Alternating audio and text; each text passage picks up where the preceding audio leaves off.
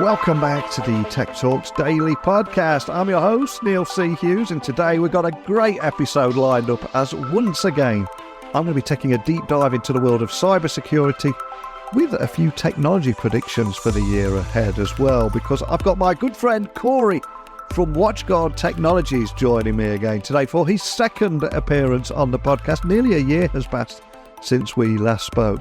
And we have got so much to talk about today, but I don't want to reveal any spoilers. I just want to dive straight into this one. So buckle up and hold on tight as I beam your ears all the way to Seattle, where today's guest is waiting to join us today. So a massive warm welcome back to the show. We last spoke, I think it was in March last year, but for anyone that missed that conversation, can you tell everyone listening a little about who you are and, most importantly, what have you been up to since we last spoke? Yeah, thanks, Neil. And as always, it's a pleasure to be part of the Tech Talks Daily Podcast. So thanks for having me. My name's Corey Nachreiner. I'm the CISO or CSO of WatchGuard Technologies. So I run the technology of a company called WatchGuard. And if you haven't heard of WatchGuard, we're essentially a company that provides enterprise-grade security to mid-markets. I won't go a ton into our products, but that basically means network security with next-generation firewall, unified threat management devices, endpoint security with EPP and EDR products, and even identity security with multi-factor products. So just all-around security for mid-market. I've been a CISO and security nerd here for a long time, doing videos and daily security bites in the past. So just a big-time information security nerd because I love technology and I don't like people that abuse it. Love that. And the time has flown since we last spoke nearly a year ago, and it's also flown. It is, and I can't believe as we talk today, we're preparing for life in February 2020. I know. Right? I can't even remember 2024 in my emails. I'm still in 2023, and it's almost February. It blows me away. But I'm sure people don't want to hear it. I'm on a dry January, so I'm actually looking forward to February. Every cloud. At the very beginning of the year, though, WatchGuard's Threat Lab research team made a few cybersecurity predictions offering different takes on potential hacks and attacks in a variety of different categories. So can you share the story behind those predictions that we can expect this year? Yeah, so the story behind the predictions in general is we do them for fun, and the very specific prediction, while we don't like to do super general predictions. We try to make something specific, which actually makes it pretty hard to hit. But to be honest, that's not the point of it for us. What we really are talking about is real trends. We're extrapolating something from a real trend to make this fun prediction just to get people talking. But the real trend, whether or not the prediction hits or not, that's what I always want people to focus on when we talk about our predictions, because there is a real already existing trend behind all the things we talk about. And by thinking about those trends and how they might evolve, you can think about defenses. So the whole point of predictions is kind of a fun way to go the extra bit. What could happen dangerous with this stuff that's happening in the threat landscape? But the real point is let's do something about it. Let's think about these actual trends and maybe make sure we have defenses or at least even awareness about them going into next year.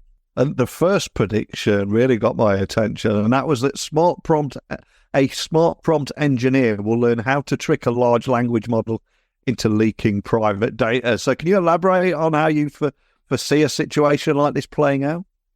Yeah, first of all, I will say a lot of our predictions, as you might guess, have a AI machine learning, artificial intelligence machine learning, or you might hear me say AI ML theme to them, because it is a very big theme in technology.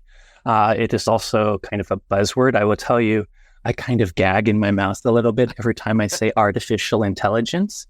The truth is we have very strong, good machine learning, but to me, artificial intelligence is kind of this multimodal general intelligence that can do almost everything a human can. At least that's how the old people wrote definitions of AI.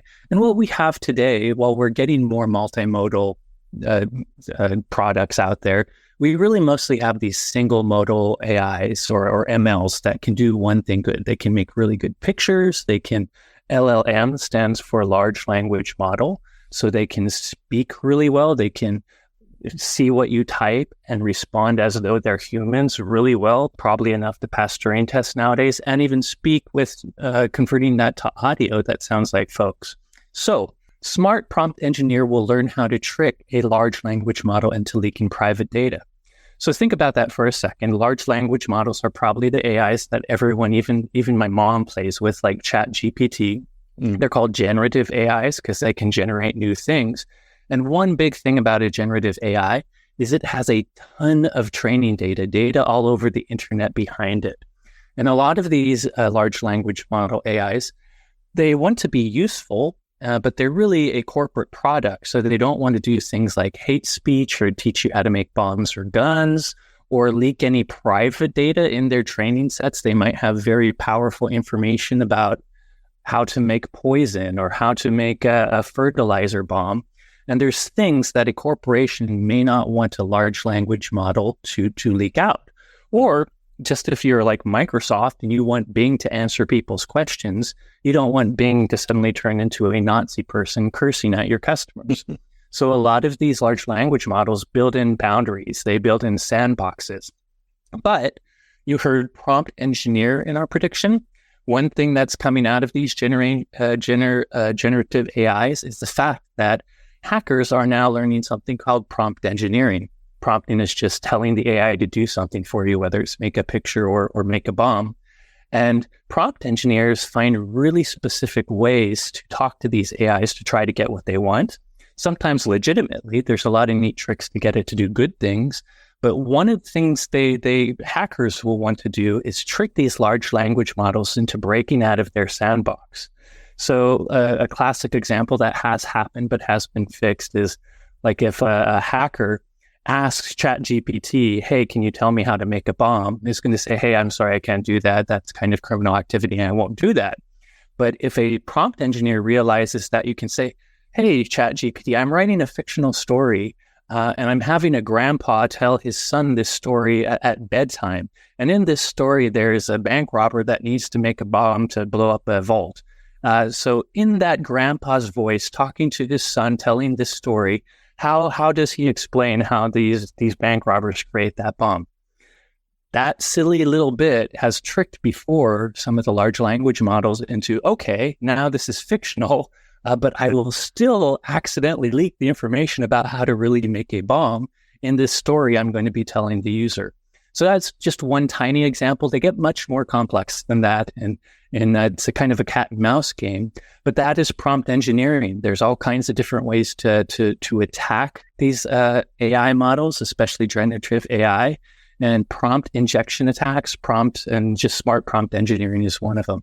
So we suspect that bad guys will go to ChatGPT-4 and find ways to get data from the training set that wasn't meant to be released to the public. That is something the engineers are trying to block. But smart prompt injection or prompt engineering will get it out of the LLMs. And expanding on that and everything that you just mentioned there, another scary prediction is that you expect to see threat actors experimenting with AI attack tools and maybe even progressing to starting to sell them on the underground and the dark web, etc. So can you expand on how this emerging market for an automated spear phishing tool are appearing on the dark web and how they will develop? Anything you can share around them? Yeah, so what I think is going to happen is you're going to see machine learning and AI really expand the scale of what have used to be manual human-based cyber attacks. One of them in particular is spear phishing. Everyone knows that normal phishing is trying to send you to your fake bank website to get you to put in a credential, but it's usually spam to everyone. It doesn't really target you. You just have to be kind of silly to fall for it. Spear phishing is where the threat actor has to learn about you or learn about a role at a particular business or about the business itself. And in their email, they're going to say, hey, Corey Nachreiner, I know you're the CSO of WatchGuard, and I see you're hiring for this particular position. And in order to send that email, the threat actor had to learn specifically about me, what WatchGuard does, what my position is, and what were some of the roles on our website that we were hiring for. And by getting that information and using that more specific information in their social engineering, much, much higher chance for me to fall for it. The good news about things like spear phishing, though, is think about what the threat actor has to do to learn about you. It takes some time that used to be very manual. There's already tons of phishing tools on the internet, tools that can automate spamming people, tools that can automatically put in templates for lots of different types of social engineering tricks and can spam them out. And there's also different kinds of tools that with manual work can learn about a victim. There's like good guy tools like Maltego, where if you put an email address in there, you can learn everything about the person behind, other domains that email address associated with, including their business, other email addresses associated with that email address that might be the person. So those type of tools existed, but it still required hands-on from the attacker to one, do the research for a specific person or organization or role, and then combine crafting the email with spamming it out. What this prediction says is with these LLMs in particular, large language models, and some scripting behind the scenes, you'll be able to release this automated spear phishing package where you can just maybe put in 5 businesses and the AI, and you could say, hey, AI, I'd like you to spam all the HR employees at these 5 companies with very good spear phishing emails. And the AI and scripting will then take care of, interpreting your language, going and using different tools to learn about the email accounts at those businesses, doing all what used to be manual work behind the scenes. So that's essentially what we're saying is, these single automated tools exist on the dark web, but nothing has brought them together. With LLMs, AI is going to bring it together. And now, instead of people having to write spear phishing emails one at a time, which the good news is they're the worst type of spam or phishing to get because people fall for them. Now attackers might be able to launch them at scale, thousands at once, because the AI is assisting in all the research, all the way down the chain to writing the email to sending it out. And voice phishing or vishing attacks have also gained momentum in recent years. Obviously, that's something I pay very close attention to, as there's so much content with my voice out there on the internet. But can you share more on how the combination of convincing deepfake audio and large language models will lead to an increase in AI-based vishing calls? Because this is something that seems to be gaining momentum in recent months. Yes, and this is even worse. I think everyone's received one of these vishing or voice phishing calls. Like the classic one is you get a call from quote unquote Microsoft saying, hey, we found a Trojan on your computer and we want to help you. Microsoft's not going to be proactively scanning your computer and calling you to get Trojans. What that person on the phone is trying to do is get you to install or turn on the remote desktop so that they can essentially hack your computer. Another one we've seen picking up here in the United States, and I'm not sure if you've seen it in the UK as often, is someone claiming to be from your local sheriff office saying that you were subpoenaed in a case that you didn't show up on. And if you don't pay them a fine and go, literally get in a car and go somewhere, turns out they're trying to get you to a Coinstar to send them cryptocurrency, you could go to jail. But this is very similar to what I said, is voice phishing is gaining momentum. It is picking up, but it requires a huge amount of, malicious human capital. What happens is there's a lot of automated voice over IP things to do automated calls and even do the work, making sure someone picks up, listening to there's a voice. But then once they get that victim on the phone, they immediately have to transfer it to a human because there's going to be a back and forth with the human. The human's going to maybe object, well, I never got the subpoena in the email. What are you talking about? And of course, the threat actor is going to have to continue social engineering. So voice phishing is picking up, but one of the things holding it back is it requires quite a bit of human capital. In fact, there's locations in the world that there's tech support like call centers, very similar to a normal tech support center, but that center is for people to pick up the calls for these voice phishing, these criminal steal your money scam calls. Again, you alluded to how AI is going to help those. Large language models are all about taking a response from a human or taking a query from a human and giving a response. So LLMs allow threat actors to real time without a human give very convincing responses to the objections. Now, LLMs are typically text, but we also have a lot of deepfake audio. It's very easy nowadays to create audio that sounds convincingly like a human. And if you attach a text-based LLM to dictation like ML software and deepfake audio, you get a real voice speaking back to you when you talk to them on the phone. And like you even said before, I think for some of the scam calls, it doesn't matter. You don't always know the person on the call, so you don't need to know them. But there are scam calls like pretending to be your CEO. And the FBI has also already seen people use deepfake audio where I do a podcast myself, Neil, and my own director of security paid $5 to one of these things, used a bit of my voice he had from our podcast, and gave me a message back where I heard myself giving him a raise and my job. And it sounded convincingly like me. So again, it's this idea of the more advanced social engineering that the good news about it is that human capital limited the amount they needed a person to do this before. AI and ML is going to allow them to do this at scale without a human. Now they can do thousands and thousands of calls at once without having that tech support center with 30 or 40 scammers sitting in it all the time. Yeah, it's both scary and exciting at the same time. I got a friend who managed to recreate his voice, and he fooled his own wife with that voice. It sounded so similar. And there's a positive of you're alluding though too. I mean, Hollywood effects have been changed by deepfakes. Deepfakes really started on the underground, not even cyber criminals. I'd say it's gross people doing kind of gross things with deepfakes. But now the making, a actor that was dead look young again, or a young actor look old, or deepfakes are being used all over Hollywood to do all kinds of effects. There's a lot we could probably do with this technology to make society much better. I think AI ML is benign. It's not like good or bad. It's how humans tend to use it. So we need to make sure the threat actors that are using it for criminal deeds are the ones we protect against.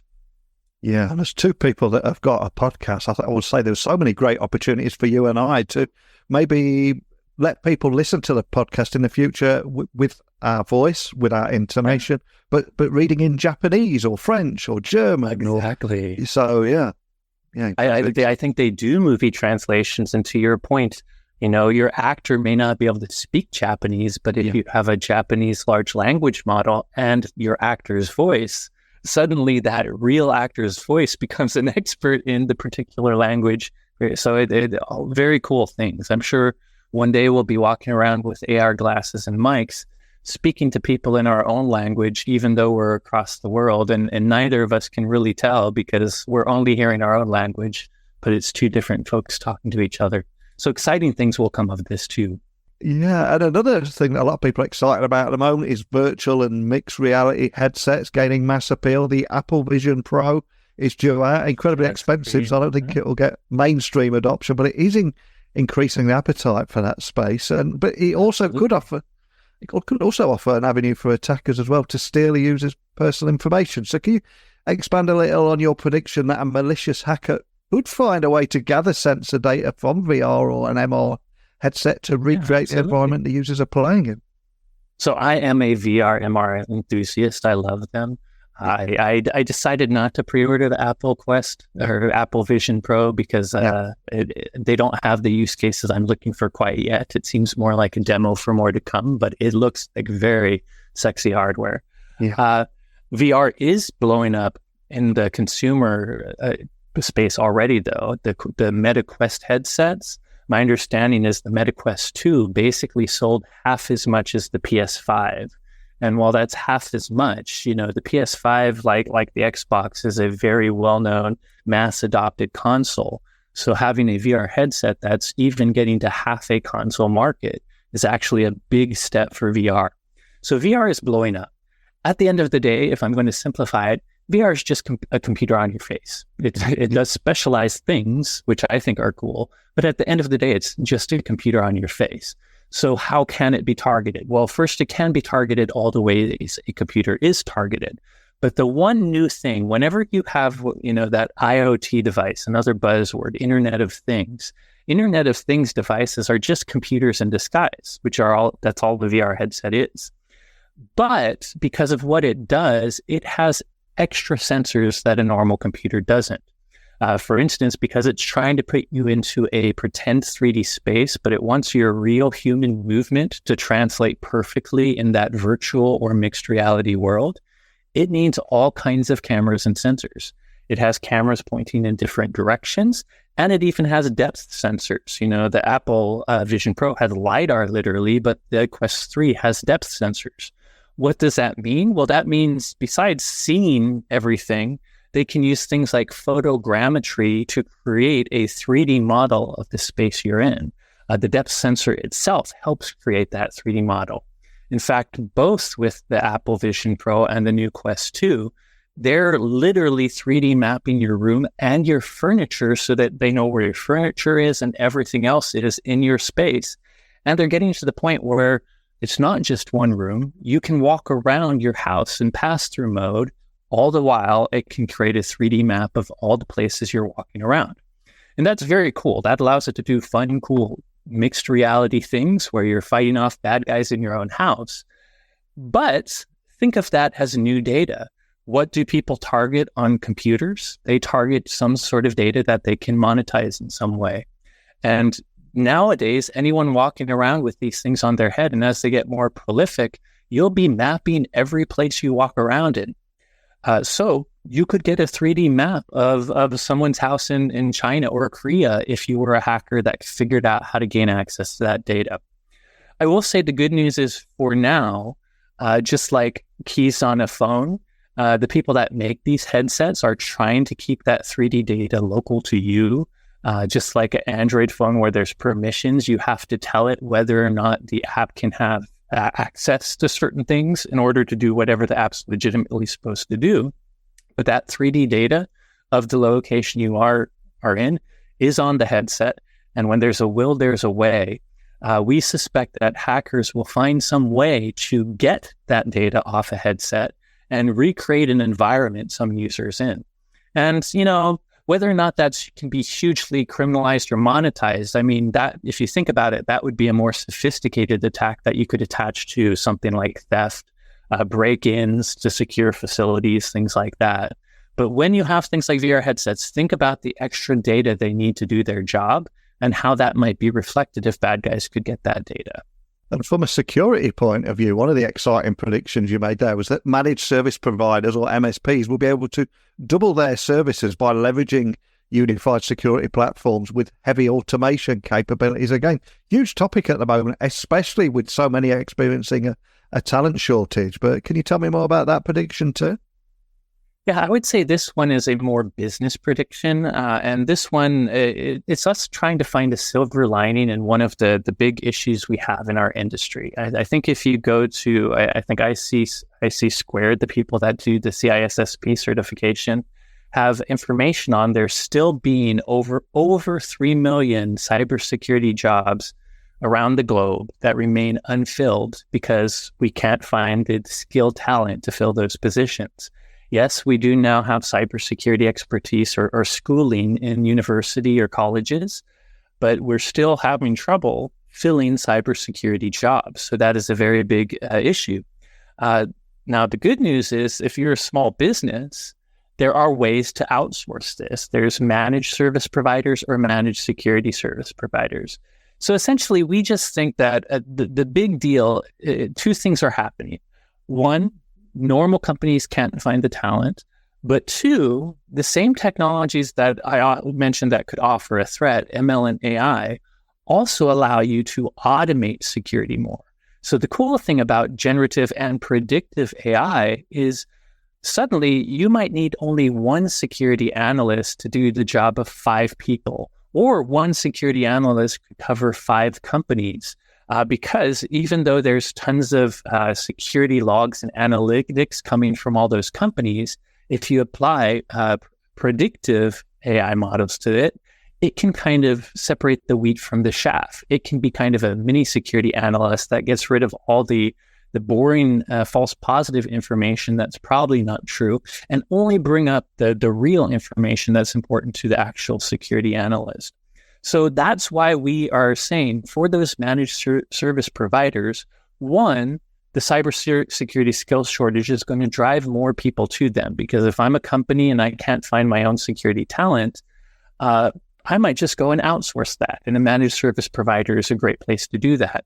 But two, the automation that AI and ML is also providing to just technology, to security companies, makes it much more efficient for a managed service provider to still have the human capital they need, but they may not need quite as much of it to still serve many companies because of this automation. So that's what's probably going to enable them to double their services.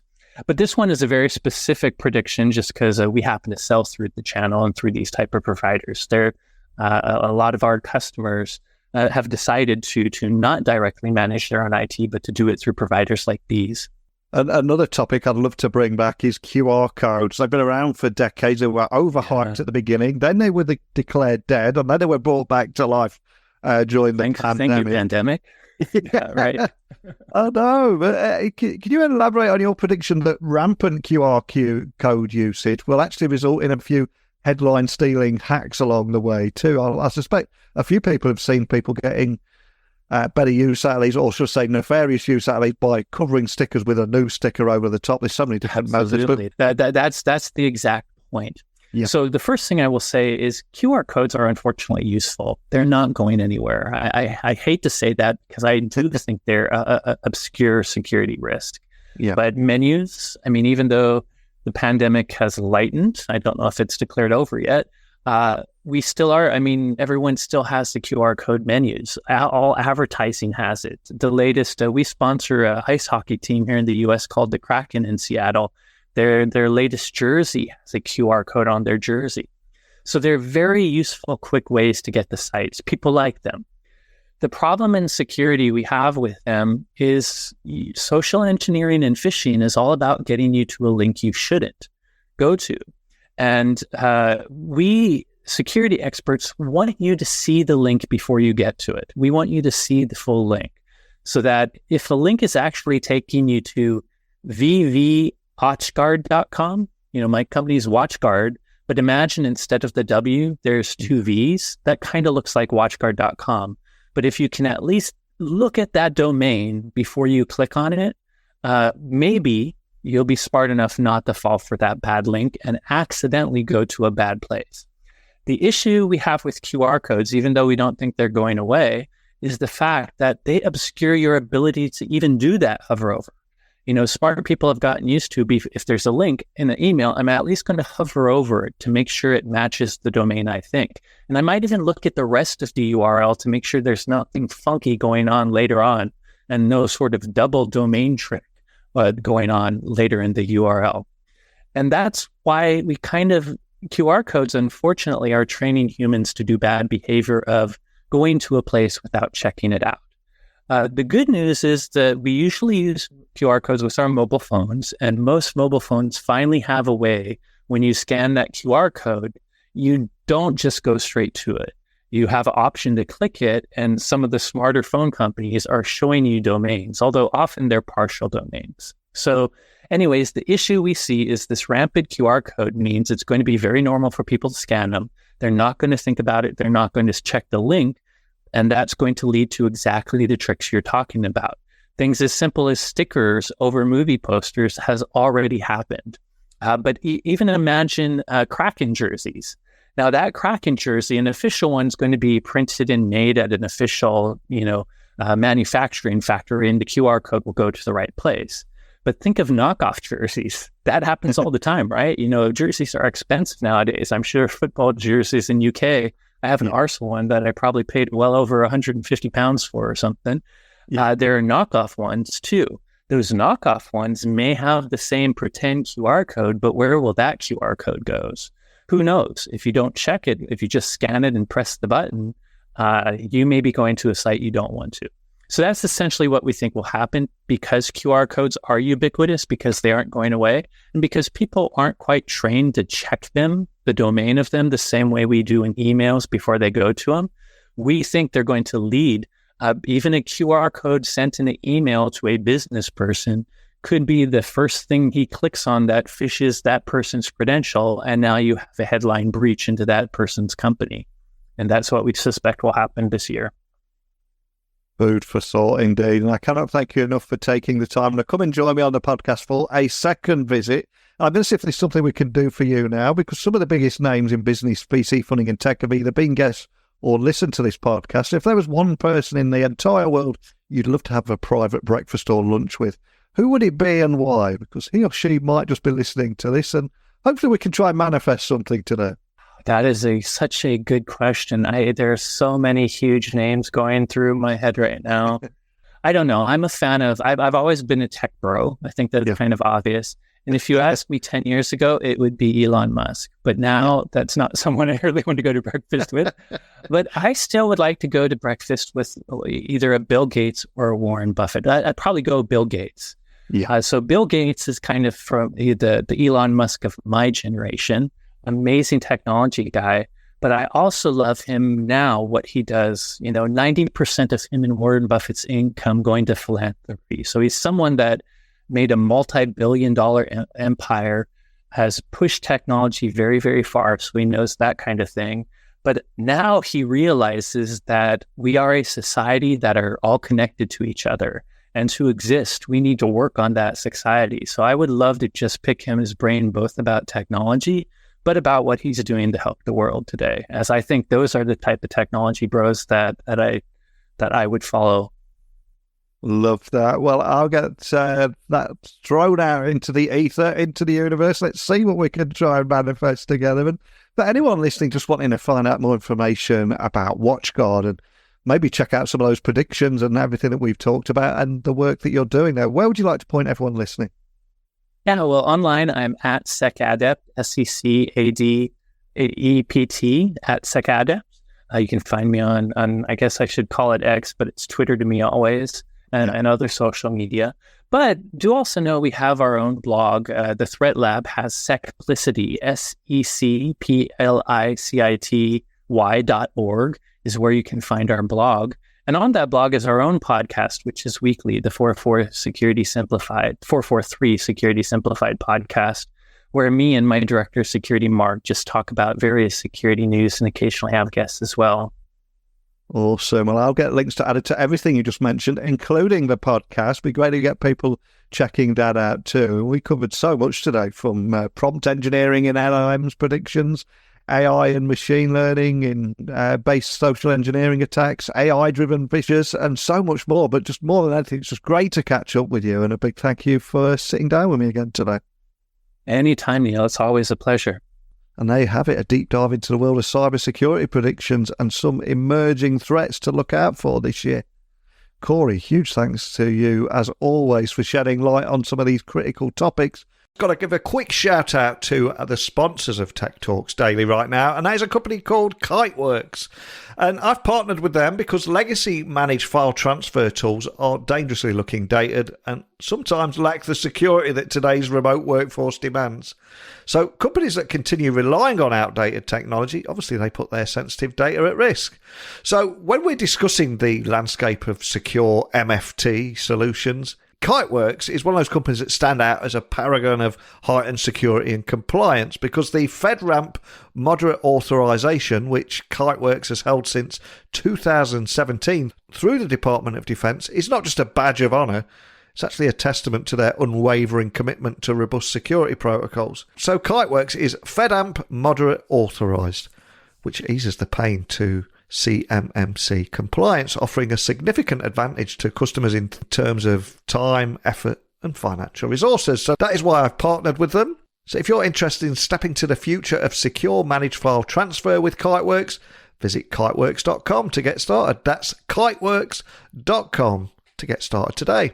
And for everyone listening, I want to hear from you. Email me, techblogwriter@outlook.com, Twitter, LinkedIn, Instagram, at Neil C. Hughes. Send me a message. What did you learn from today? What predictions do you have for the months ahead? It's not too late to send them over. And if you do have time, could you please leave a rating and review on Apple Podcasts or Spotify? It really helps in the battle against those algorithms. It'd be nice to get some 2024 reviews on there. We don't want to see just 2023. So I'm on a bit of a push on those at the moment. So anything you can do there. But more than anything, just thank you as always for tuning into this podcast. I'll be back again bright and early tomorrow, but Thank you for listening, and until next time, don't be a stranger.